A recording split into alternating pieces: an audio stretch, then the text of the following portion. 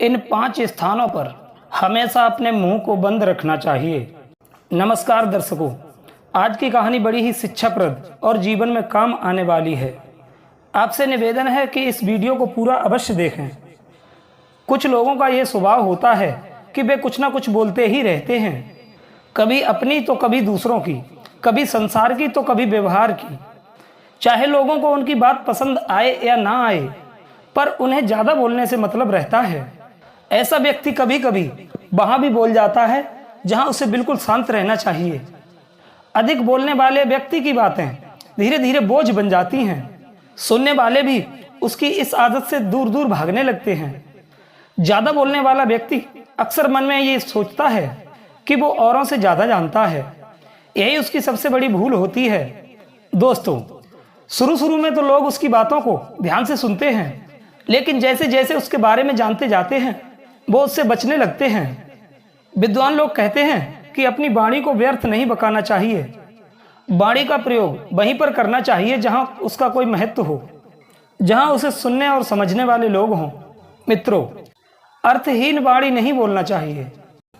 जहां उसकी आवश्यकता हो वहीं पर बोलना उचित रहता है, अन्यथा वाणी हास्य का कारण बन जाती है या जरूरत से ज्यादा बोलना लड़ाई झगड़ा एवं संकट पैदा कर सकती है। कभी कभी अधिक बोलना दूसरों के लिए पीड़ादायक बन जाता है। हमें ये बात ध्यान रखना चाहिए कि हमें कहाँ पर बोलना है और कितना बोलना है, किस जगह हमें चुप रहकर दूसरों की बातें सुननी है। कभी कभी हम ज़्यादा बोलने के चक्कर में दूसरों की कही हुई महत्वपूर्ण बातें भी निकाल देते हैं जो आपके लिए सही साबित हो सकती थी। अधिक बोलने से मनुष्य ज़्यादा समझदार नहीं माना जाता है।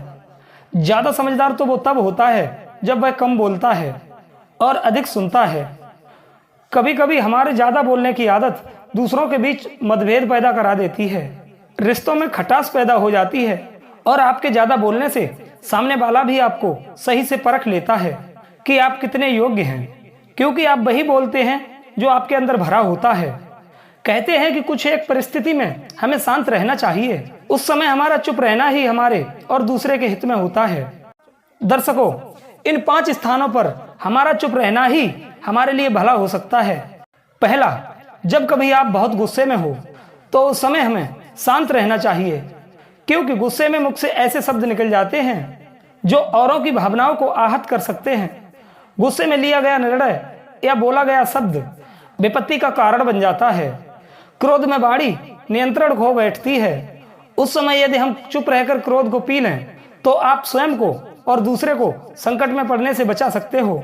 नंबर 2, जब आपको लगे कि आपका बोलना औरों को अच्छा नहीं लग रहा है, आपके शब्द दूसरों को पीड़ादायक बनते जा रहे हैं, तो शांत रहना ही बेहतर है।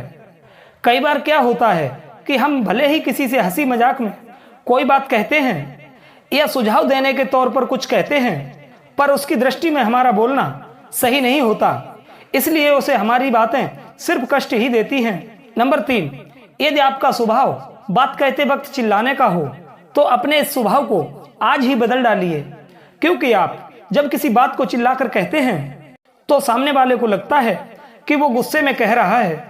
जिन लोगों को आपकी आदत के बारे में पता है वो तो सह लेंगे, और जिन्हें नहीं पता है उन्हें आपकी चिल्लाने की आदत बुरी लग सकती है और आपके साथ झगड़ा भी हो सकता है। तो इतना जरूर ध्यान रखें कि नए लोगों के साथ अपने स्वभाव को ना लाएं।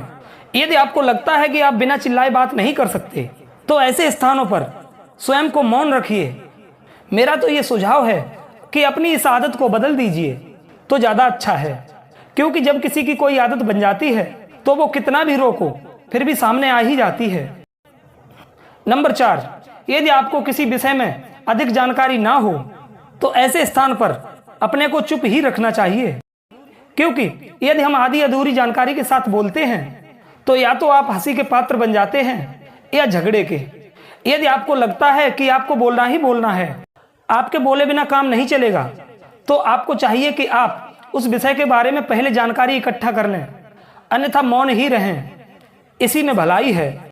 नंबर 5, जिस जगह आपके बोलने से रिश्ते टूटते हों तो वहां भी अपने आप को शांत कर लीजिए, क्योंकि मित्रों, कोई भी रिश्ता हो उसे बनाने में बरसों लग जाते हैं और तोड़ने में सिर्फ एक शब्द लगता है, और जब कोई रिश्ता टूटता है तो उसमें उनकी भावनाएं तो आहत होती हैं, आप उनके शत्रु भी बन सकते हैं, चाहे वो पति पत्नी का रिश्ता हो या मित्र का रिश्ता हो या कोई और। आपके चुप रहने से यदि किसी की जिंदगी में कड़वाहट नहीं आती है, दूरियां नहीं बनती हैं, तो चुप रह लीजिए। मित्रों, इस संबंध में मैं आपको एक छोटी सी कहानी सुनाता हूं। किसी तालाब में एक बातूनी कछुआ रहता था जो बहुत बोलता था, और उसी तालाब पर एक हंस और हंसनी का जोड़ा था। कछुआ की उन हंसों के साथ गहरी मित्रता हो गई। वे रोजाना इधर उधर की बातों में अपना समय पास करते रहते थे। पूरे दिन कछुआ के साथ इधर उधर की गप्पे मारते रहते थे और शाम को अपने अपने घर चले जाते थे। इस प्रकार उनकी मित्रता और भी गहरी होती चली गई। एक बार बहुत दिनों तक बरसात न होने के कारण तालाब का पानी धीरे धीरे सूखने लगा। अब तो पानी न रहने के कारण कछुआ बहुत दुखी रहने लगा। हंसों को भी उसकी चिंता होने लगी कि हम तो किसी और सरोवर पर उड़ करके चले जाएंगे, लेकिन हमारे मित्र कछुआ का क्या होगा? ये तो पानी के बिना 2-4 दिन में ही मर जाएगा। कछुआ भी थोड़े से कीचड़ में पड़ा पड़ा अपना दुख अपने मित्र हंसों को बता रहा था कि हे मित्रों, पानी न होने के कारण मेरा दम घुटता जा रहा है, इसलिए कोई उपाय सोचिए। हंस कहने लगे, मित्र, दुख के समय भी धीरज नहीं छोड़ना चाहिए, क्योंकि धैर्य से मनुष्य को कोई न कोई युक्ति मिल ही जाती है। कहते हैं मुसीबत उत्पन्न होने से पहले बुद्धिमान मनुष्य सदा मित्रों और बंधुओं के लिए मेहनत करता है।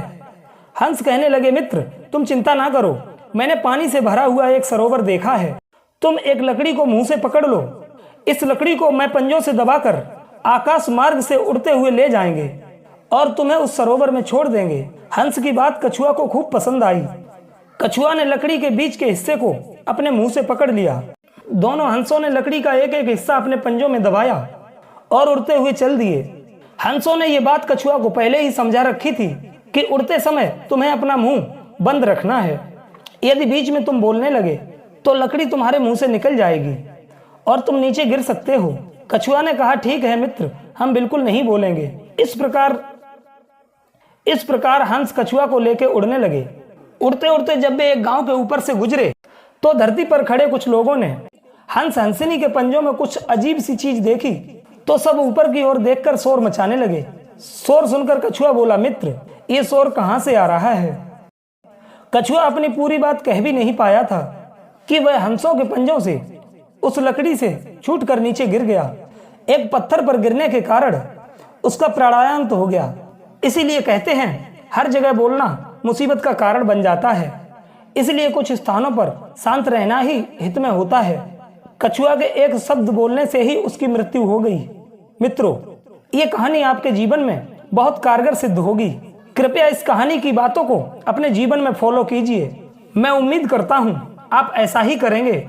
और जो दर्शक बंधु हमारे इस वीडियो पर नए मेहमान बनकर के आए हैं, उनसे निवेदन है चैनल को सब्सक्राइब अवश्य करें और अपनी कीमती राय कमेंट बॉक्स में अवश्य दीजिए। मिलते हैं आपसे अगली वीडियो में एक और ज्ञान चर्चा के साथ। आप सभी का बहुत बहुत धन्यवाद। राधे राधे। जय श्री कृष्ण।